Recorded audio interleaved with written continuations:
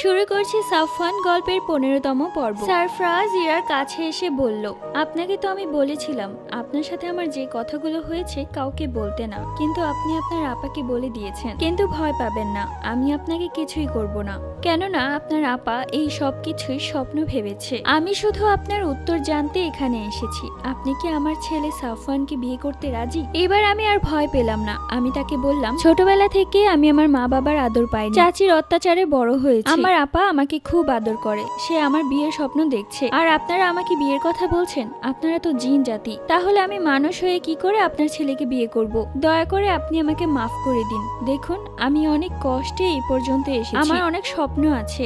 আমাকে যে বিয়ে করবে তিনি আমাকে খুব ভালোবাসবে। অবশ্যই সে মানুষ জাতি, কিন্তু জিন জাতিকে বিয়ে করে আমি আমার জীবনে আর কোনো দুঃখ আনতে চাই না। তখন সারফরাজ বলে, আপনার কথাগুলো শুনে আমি বেশ খুশি হয়েছি। আপনি আপনার মন থেকে সবকিছু বলেছেন, কিন্তু আমি আপনাকে এটা বলতে পারবো যে আমার ছেলেকে আপনি বিয়ে করলে কখনোই ঠকবেন না, বরং আমার ছেলে আপনাকে এতটাই ভালোবাসা দিবে যে আপনি আপনার সকল দুঃখ ভুলে যাবেন। সারফরাজ ও ইরার কথা বলার মধ্যে সেখানে হাজির হলো সাফওয়ান। সাফওয়ানকে দেখে ইরা চুপ হয়ে গেল। সাফওয়ান বলল, বাবা, আমি তোমার সব কথাই শুনেছি। আর এই মেয়ে, তুমি এত ভাব নিচ্ছ কেন? আমি তোমাকে বলেছি যে বিয়ের পর তোমাকে কষ্টে রাখবো। তুমি একবার আমাকে বিয়ে করে দেখো, যদি ভালো না লাগে তাহলে ছেড়ে দিও। তখন সারফরাজ সাফওয়ানকে ধমক দিয়ে বলে, তোর জ্ঞান বুদ্ধি কবে হবে বাবা?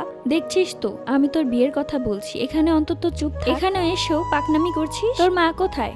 মা বলেছে তার হবু বউকে জিন রাজ্যে নিয়ে যেতে, সে দেখতে চায়। তখন সারফরাজ ইরার দিকে তাকিয়ে বলে, আপনি চোখটা বন্ধ করুন। আমি মনে মনে ভাবতে লাগলাম, চোখ বন্ধ করে কি হবে? তখন সাফওয়ান বলে উঠল, আমার বউটা যে কি পরিমাণ ঘাটতার, একটা কথা বললেও শোনে না। তোমার শ্বশুর তোমাকে চোখ বন্ধ করতে বলেছি, চোখ বন্ধ করো। তখন আমি কি করব ভেবে না পেয়ে তাদের কথাই মানতে হলো, চোখ বন্ধ করলাম। কিছুক্ষণ পর সাফওয়ান বলল, হয়েছে, এবার চোখ খুলো। তখন আমি তাকিয়ে দেখলাম চারিদিকে হীরা পান্না দিয়ে একটি বড় মহল তৈরি। এত সুন্দর জায়গা আমি স্বপ্নেও দেখিনি। ও আল্লাহ, আমি কোথায় চলে এলাম? তখন সাফওয়ান বলল, অবাক হওয়ার কিছু নেই, এটাই তোমার শ্বশুর বাড়ি। এই কথা শুনে আমি সাফওয়ানের দিকে আর চোখে তাকিয়ে বললাম, দেখুন, উল্টাপাল্টা কথা বলবেন না, আর আমাকে বাড়িতে দিয়ে আসুন। আমার আপা আমাকে না দেখলে চিন্তা করবে। তখনই পেছন থেকে একটি মহিলা হেঁটে হেঁটে আসলেন আমার কাছে আর বললেন, মা, কেমন আছো তুমি? এই বুঝি আমাদের ছেলের বউ? তা সাফওয়ান বাবা, তোর চয়েস তো খুব সুন্দর। তখন সাফওয়ান একটু ভাব নিয়ে বলল,